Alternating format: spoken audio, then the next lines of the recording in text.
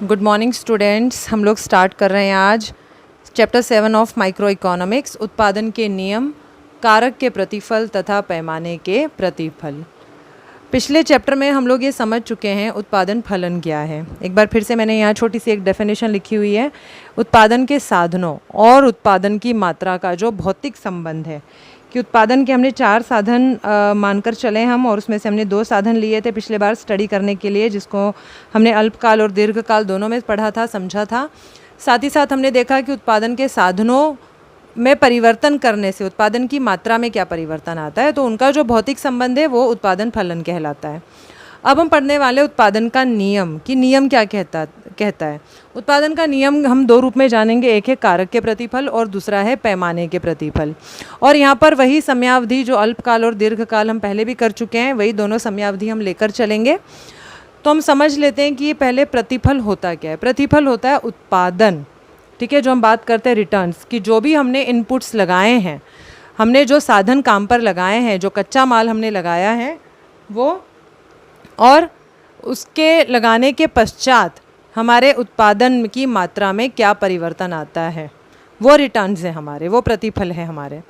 अब बात जब आती है कारक के प्रतिफल की, कारक का प्रतिफल है अल्पकाल का कॉन्सेप्ट और पैमाने के प्रतिफल है दीर्घकाल का कॉन्सेप्ट। ऐसा क्यों? तो एक बार फिर से हम रिमाइंड कर लेते हैं वो तमाम चीज़ें जो हम पिछले अध्याय में पढ़ चुके हैं। अल्पकाल में हमने देखा था कि साधन एक परिवर्तनशील कारक था, बाकी सभी साधन क्या थे? स्थिर थे। याद आ रही है? यानी कि हमारे वहाँ हमने देखा कि कारक का जो अनुपात रहा वो रहा परिवर्तनशील अनुपात। परिवर्तनशील अनुपात में हमने जहाँ एक साधन को स्थिर मानकर एक साधन को परिवर्तनशील माना था और उसी में हम लोगों ने वृद्धि की थी, और एक परिवर्तनशील कारक में वृद्धि करने से उत्पादन में वृद्धि हुई थी। ठीक है। दीर्घकाल में क्या होता है? दीर्घकाल में उत्पादन के सभी कारक परिवर्तनशील है, क्योंकि हमारे पास समयावधि बहुत ज़्यादा है, 1 साल से ज़्यादा का वक्त है हमारे पास, तो उसमें सभी साधनों में परिवर्तन किया जा सकता है, कोई भी साधन स्थिर नहीं होता। तो उसके फलस्वरूप उत्पादन में क्या वृद्धि होती है? तो जो उत्पादन में वृद्धि होती है, इसी प्रवृत्ति को ही उत्पादन के नियम कहा जाता है, कि चाहे वो दीर्घकाल हो या अल्पकाल हो। जब हम किसी साधन में परिवर्तन लेकर आते हैं, अल्पकाल है तो केवल एक साधन में परिवर्तन किया है, दीर्घकाल है तो सभी कारक परिवर्तनशील है, और उनमें परिवर्तन से यानी उनमें वृद्धि से उत्पादन में जो वृद्धि होती है, उस प्रवृत्ति को उत्पादन के नियम कहा जाता है। तो आपको एक तो डेफिनेशन ये लर्न करनी है, साथ ही हम इसके कुछ जो अंतर है कि दोनों में अंतर क्या है, कारक के प्रतिफल में और पैमाने के प्रतिफल में, वो जान लेते हैं। तो यहीं से हम लोग सॉल्व करने की कोशिश करते हैं, इसको अंतर को जानने की कोशिश करते हैं। पहला तो उत्पादन फलन का प्रकार। उत्पादन फलन हमने देखा था, उत्पादन फलन जो हम लिखते थे, मैं एक छोटा सा रिमाइंडर दे देती हूँ कैसे लिखते थे। क्यू ऑफ एक्स यानी quantity of x is the function of, हमने लिया था लेबर एंड के यानी कि कैपिटल। जब बात की थी हमने कारक की, अगर हम बात करते कारक की, यहाँ पर है परिवर्तनशील अनुपात, यानी कि हमने एक साधन को स्थिर रखा हुआ है, केवल लेबर को ही हम क्या करेंगे, कम या ज़्यादा करेंगे। बात आती है पैमाने की, तो स्थिर अनुपात है, इससे संबंधित हमने डायग्राम्स भी बनाए थे पिछले चैप्टर को, आप फिर से रिवाइज कर सकते हैं और उसमें ये चीज़ें जान सकते हैं। यहाँ पर उत्पादन का कोई साधन परिवर्तनशील नहीं, स्थिर नहीं है, सभी साधन परिवर्तनशील है, तो यह है स्थिर अनुपात। तो दोनों में अंतर क्या है? उत्पादन फलन का जो प्रकार है, पैमाने के जो प्रतिफल हैं उसमें जो उत्पादन फलन है वो स्थिर अनुपात का है, और कारक के प्रतिफल में परिवर्तनशील अनुपात। दूसरा बात आ जाती है परिवर्तनशील कारकों की संख्या। अल्पकाल के अंदर केवल एक साधन परिवर्तनशील होता है और दीर्घकाल में सभी। यानी कि बात आती है अगर हम करें कारक के प्रतिफल और पैमाने के प्रतिफल के पॉइंट ऑफ व्यू से, तो कारक के प्रतिफल में केवल एक साधन को ही हम परिवर्तनशील लेकर चलेंगे, और पैमाने के प्रतिफल में हम सभी कारकों को परिवर्तनशील। तो यहाँ परिवर्तन कारकों की संख्या है, परिवर्तनशील कारकों की संख्या बहुत ज़्यादा है। फिर बात आती है उत्पादन का पैमाना। पैमाना मतलब स्केल, कि कितनी मात्रा। देखिए शॉर्ट टर्म होगी तो हम थोड़ी मात्रा में ही प्रोडक्शन में चेंजेस ला सकते हैं, क्योंकि हम लोग सारे साधनों को क्या नहीं कर पा रहे हैं, परिवर्तन नहीं कर पा रहे हैं। हमने देखा कि केवल लेबर को हमने कम या ज़्यादा किया, हम स्थिर साधन जो कि भूमि है या मशीनें हैं उनमें तो हम परिवर्तन नहीं ला सकते, तो उत्पादन का पैमाना भी छोटा रहेगा। लेकिन बात करें पैमाने के प्रतिफल की या दीर्घकाल की, तो यहाँ पर लार्ज स्केल पर यानी उत्पादन का जो पैमाना है वो बहुत ज़्यादा हो जाता है, क्योंकि आपके पास बहुत समय है, आप बहुत सारी स्ट्रेटेजीज़ भी तैयार कर सकते हैं, बहुत सारे साधनों को भी काम पर लगा सकते हैं, सभी साधनों में परिवर्तन ला सकते हैं और अपने उत्पादन की मात्रा को बढ़ा सकते हैं। समयावधि हम पहले डिस्कस कर चुके हैं, अल्पकाल है तो कारक के प्रतिफल पढ़ेंगे और दीर्घकाल है तो हम पैमाने के प्रतिफल पढ़ेंगे। अब हम शुरुआत करते हैं कारक के प्रतिफल से और इसके बारे में संपूर्ण जानकारी प्राप्त करते हैं। तो बच्चों अब हम करेंगे कारक के प्रतिफल यानी कि रिटर्न्स टू अ फैक्टर। देखिए आप यहाँ पर अ लिखा हुआ है, इसका मतलब है एक फैक्टर में परिवर्तन करने के कारण जो उत्पादन की मात्रा है उसमें जो परिवर्तन आता है हम उसको स्टडी करेंगे। ठीक है, तो इसमें 3 अवस्थाएं हम पढ़ने वाले हैं। पहली है बढ़ते प्रतिफल की, दूसरी है समान प्रतिफल की और तीसरी है घटते प्रतिफल की। अब ध्यान से समझिएगा, इससे पहले कि हम इसको डिटेल स्टडी करें कि ये 3 अवस्थाएं क्यों हैं। हमने पहले ये किया था कि जब पिछले चैप्टर में हम पढ़ चुके हैं कि टीपी यानी टोटल प्रोडक्ट, कुल उत्पाद की प्रवृत्ति कैसे रहती है। वो पहले बढ़ती दर से बढ़ता है, फिर घटती दर से बढ़ता है, फिर समान होता है, मैक्सिमम होता है और उसके बाद वो घटना शुरू हो जाता है। भाई यही चीज़ें हमें यहाँ पर शो करनी है अल्पकाल के अंदर, क्योंकि उत्पादन के बाकी जो साधन है वो स्थिर हैं, एक साधन परिवर्तनशील है, उसको घटाकर या बढ़ाकर हम क्या कर सकते हैं। वैसे बेसिकली हम लोग बढ़ाकर ही देखेंगे यहाँ पर कि बढ़ाने के बाद क्या 3 अवस्थाएं आती है सामने। बढ़ते प्रतिफल यानी कि जब हमने एक परिवर्तनशील साधन में वृद्धि की। देखिए इसको मैं एक एग्जांपल से समझाती हूँ, आप समझ पाएंगे। मान लीजिए आपने एक टेलर का काम शुरू किया, राइट। आपने वहाँ पर एक मशीन इंस्टॉल कर दी, सिलाई मशीन। अब उस सिलाई मशीन इंस्टॉल कर दी, आपकी कुछ लागत आई होगी उस मशीन को लेने की 10,000 रुपये, और आपने एक टेलर काम पर रख लिया। अब एक टेलर काम पर रखा तो वो एक मशीन पर काम कर रहा है, कटाई भी खुद मतलब जो कटिंग है वो खुद कर रहा है और उसके बाद स्टिचिंग भी कर रहा है। उसके बाद की जो जैसे मान लीजिए अगर शर्ट सिली है उस पर जो एसेसरीज़ लगानी है या कुछ और काम किया है, छोटे मोटे और आफ्टर स्टिचिंग भी कुछ काम होते हैं, वो सब वो खुद कर रहा है। तो उसको एक शर्ट और पैंट सिलने में पूरा 1 दिन का समय लगता है। तो उसे डेफिनेटली एक हेल्प की ज़रूरत है। अगर हम 2 लेबर काम पर रख लेंगे तो हमें प्रोडक्शन ज़्यादा मिलेगी, क्योंकि हम ये मान लेते हैं कि चलो हम एक लेबर और रख लेते हैं, वो कटिंग करेगा और दूसरा उसको स्टिच करेगा। काम का बंटवारा हो गया। इससे क्या हुआ, ज़्यादा 2 शर्ट्स और 2 पैंट्स, यानी कि पहले की तुलना में ज़्यादा प्रोडक्शन हुआ। फिर हमें लगता है कि चलो एक और लेबर को काम पे रख लिया जाए। काम पे रखने के बाद क्या होगा, अब वो जो एक्स्ट्रा के काम है जैसे कटिंग करने के बाद या स्टिचिंग करने के बाद जैसे बटन्स लगाना, काज लगाना या तुरपाई करना, ये छोटे जो हैंडवर्क वाले काम रह जाते हैं ये वो कर लेता है, तो काम और आसान हो जाता है। फिर हमने एक और लेबर काम पे रख लिया कि चलो एक और लेबर हम काम पे रखते हैं, वो क्या कर लेगा, इन कपड़ों को आयरन कर देगा और जहाँ ये डिलीवरी करानी है वहाँ तक पहुँचा भी देगा। अब 4 लोग एक मशीन पर, एक स्थिर कारक है, लेकिन हमने परिवर्तन किस में किया, परिवर्तन हमने किया लेबर में। ठीक है, एक मशीन पर काम कर रहे हैं 4 लोग और प्रोडक्शन हो रहा है एक दिन में 5 शर्ट्स और 5 पैंट्स का, क्योंकि काम का बंटवारा भी हो गया है और जो बंटवारा हुआ है तो काम में स्पेशलाइजेशन हासिल हो गई है। ये हमारी पहली अवस्था होती है बढ़ते प्रतिफल की अवस्था। अब आप देखें कि एक हम सोच लेते हैं कि चलो एक ही मशीन है, अभी हम मशीन में कोई परिवर्तन नहीं लेकर आ रहे हैं, शॉर्ट टर्म की बात कर रहे हैं, 15 दिन हो गए, 20 दिन हो गए, तो हमने सोचा अभी एक और काम पे रख लेते हैं। चलिए हम हो सकता है कटिंग में उसने हेल्प कर दी, थोड़ी स्टिचिंग में हेल्प कर दी, तो और थोड़ा सा हो सकता है एक और शर्ट में या एक और पैंट में वृद्धि हो गई, तो कुछ खास फर्क नहीं आया। आप देखेंगे कि कुल उत्पादन तो बढ़ता चला जाएगा, लेकिन एक अतिरिक्त इकाई रखने से जो प्रतिफल है वो समान आते हैं। पहले बढ़ती दर से आते हैं और उसके बाद समान दर से आते हैं। इसको हम डायग्राम और टेबल के द्वारा भी समझेंगे। अब हम सोचते हैं 10 लेबर काम पर रख लेते हैं चलो एक मशीन के ऊपर और प्रोडक्शन बढ़ जाएगा, पर ऐसा नहीं होता है, क्योंकि जितना प्रोडक्शन बढ़ना था एक स्थिर कारक का हम पूरी तरह से प्रयोग कर चुके हैं।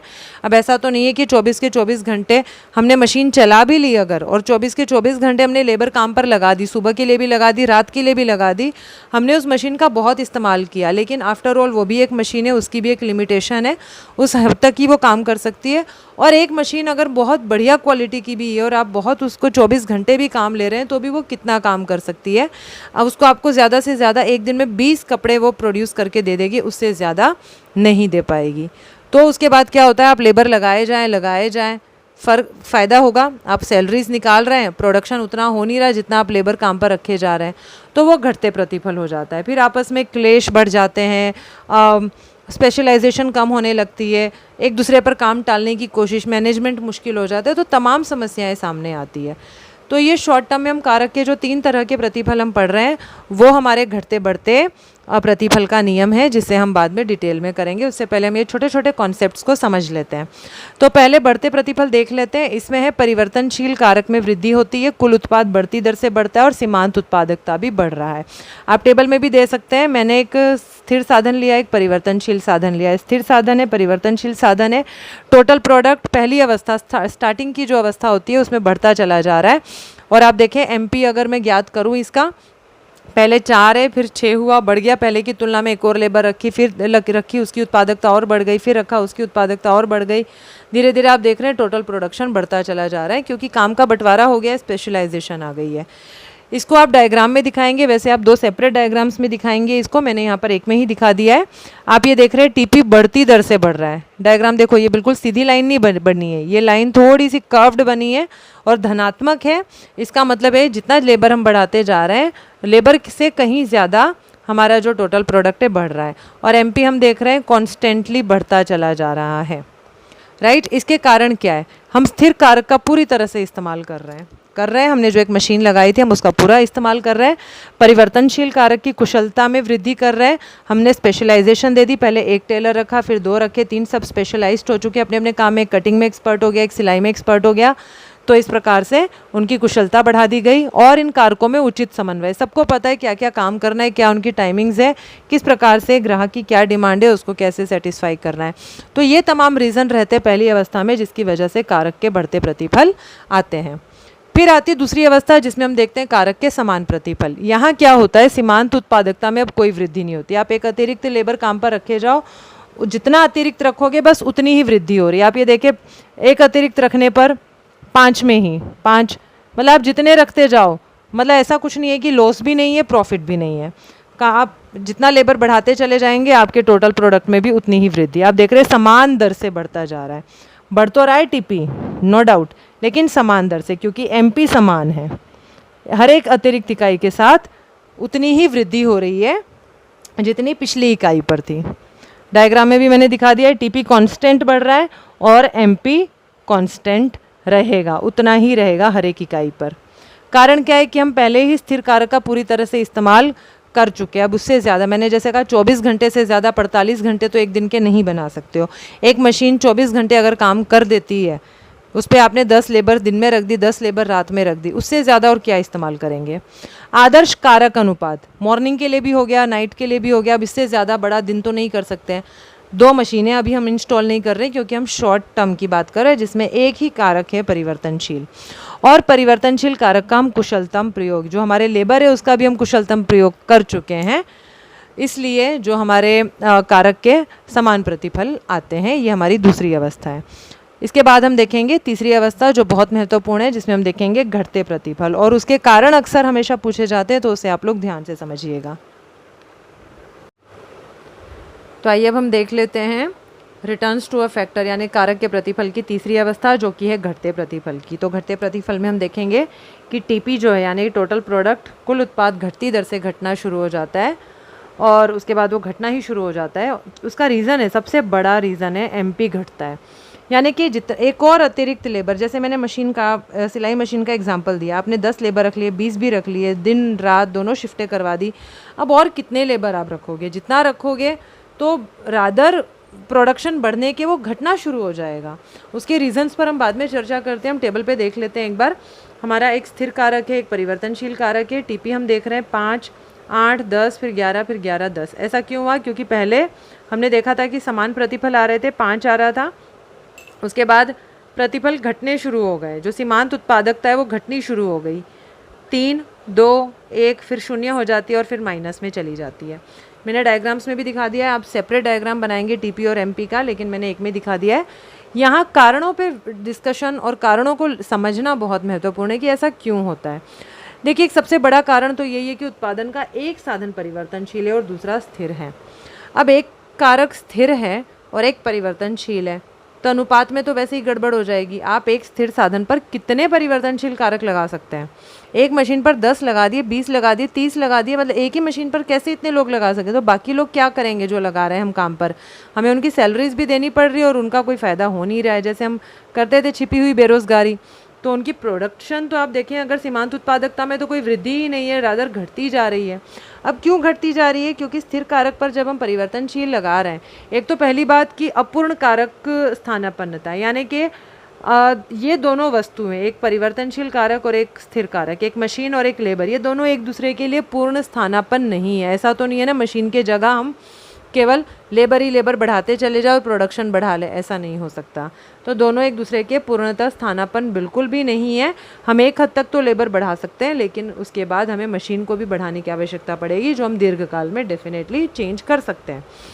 तो होता क्या है, कारकों में कम समन्वयता आ जाती है। एक ही मशीन के ऊपर कितने लोग काम कर सकेंगे? ज़्यादा लोग तो नहीं कर सकते हैं, तो दोनों कारकों के बीच में तालमेल नहीं बैठ पाता है। आप चाहे कितने ही लेबर काम पर लगा दें, रादर उससे प्रोडक्शन घटने लगती है, आपस में फ्रिक्शन बाजियाँ बढ़ती है या मैनेजमेंट में प्रॉब्लम आती है। मैं पहले भी डिस्कस कर चुकी हूँ आपसे ये पॉइंट, तो ये आपको बहुत ज़्यादा डिटेलिंग में जाने की ज़रूरत नहीं है। ये 3 पॉइंट्स लिखकर आप उनको थोड़ा सा एक्सप्लेन कर देंगे। लेकिन यहाँ मुख्य रूप से बस ये आपको याद रखना ज़रूरी है कि इस नियम का लागू होने का मुख्य कारण है एक कारक का स्थिर होना। ये जो नियम है घटते प्रतिफल का नियम, ये तकरीबन सभी क्षेत्रों में लागू होता है। उद्योग का क्षेत्र है, खनिज का क्षेत्र है, आप घर में भी काम भी कर रहे हैं। आप देखें कि एक काम कर रहे हैं, खाना ही बनाना है, अगर 10 लोग इकट्ठे किचन में खड़े हो जाएं तो रादर लेट भी होगा और बहुत अच्छा भी नहीं बनेगा, ठीक है ना। तो लेकिन मुख्य रूप से ये जो नियम है ये लागू होता है कृषि पर, क्योंकि भूमि वाकई में ही लिमिटेड है और भूमि को नहीं बढ़ाया जा सकता। और उसके अलावा और भी बहुत सारे फैक्टर्स होते हैं जो वहाँ काम करते हैं। एक फैमिली के कई मेंबर्स लग जाते हैं, ये 2-2 फैमिली, 3-3 फैमिलीज़ अगर एक ही खेत पर काम करने लग गई, इसका मतलब ये नहीं है कि आप प्रोडक्शन बढ़ा सकते हैं। एक पॉइंट के बाद ऐसा होता है सीमांत उत्पादकता में कमी आनी शुरू हो जाती है और टोटल उत्पाद, जो कुल उत्पाद है, वो भी कम होना स्टार्ट हो जाता है। तो बच्चों, जब आप ये तीनों प्रतिफल की अवस्थाएं, जो रिटर्न स्ट्रो फैक्टर की तीनों अवस्थाएं अब आप समझ जाते हैं, उसके बाद हमारा एक बहुत इंपॉर्टेंट क्वेश्चन जो एग्ज़ाम में कई बार पूछा जाता है, बार बार पूछा गया है, वो लॉ ऑफ वेरिएबल प्रोपोर्शन, यानी घटते बढ़ते प्रतिफल का नियम, जो इसी के बेस पर आधारित है। और उन तीनों अवस्थाओं को हम कैसे डायग्राम में डिपिक्ट करेंगे और कैसे टेबल में डिपिक्ट करेंगे, कैसे उसको एक्सप्लेन करेंगे, ये मैं आपको नेक्स्ट लेक्चर में बताऊंगी। तब तक आप इस वीडियो को ध्यान से देखिए, इन कॉन्सेप्ट्स को समझिए और मेरे नेक्स्ट वीडियो का वेट कीजिए। Thank you.